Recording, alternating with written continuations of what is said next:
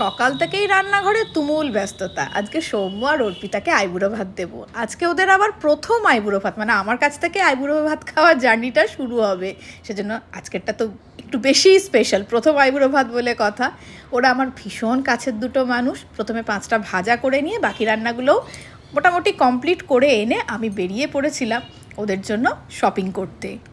Shopping সেরেই সোজা বেকারিতে। এখন সব অনুষ্ঠানেই কেক কাটা হয়, তাহলে ওদের জন্য একটা কেক নেবো না কেন? এই সুন্দর কেকটা ওদের জন্য নিলাম। তারপর আমি আর ভাবি শুরু করে দিলাম ডেকোরেশন।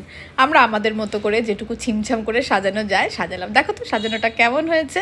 এরপরে আবার আমি আর বাপি বসে পড়লাম খাবার দাবারগুলো গোছাতে। একটা নোনতার ট্রে দেবো আমি দুজনকেই, ওই টুকটাক মুখ চালানোর জিনিসপত্র দিয়ে। সেটাও গোছানো হয়ে যাওয়ার পর আমি চলে এলাম আমার সব থেকে প্রিয় কাজটা করতে, সেটা হচ্ছে এই সাজানোটা। কেননা ওরা আর 5 মিনিটের মধ্যে চলে আসবে, ফোন করে বলে দিয়েছে।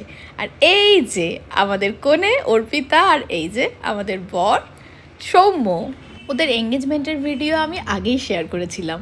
আর এবার বরকনেকে ডেকে এনে খেতে দেওয়ার পালা।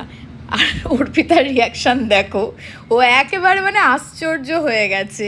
আশীর্বাদ করে মা দুজনকেই পায়েস খাইয়ে দিল। আর ওদের দুজনের জন্যই রইল অনেক অনেক শুভেচ্ছা, ভালোবাসা, আশীর্বাদ।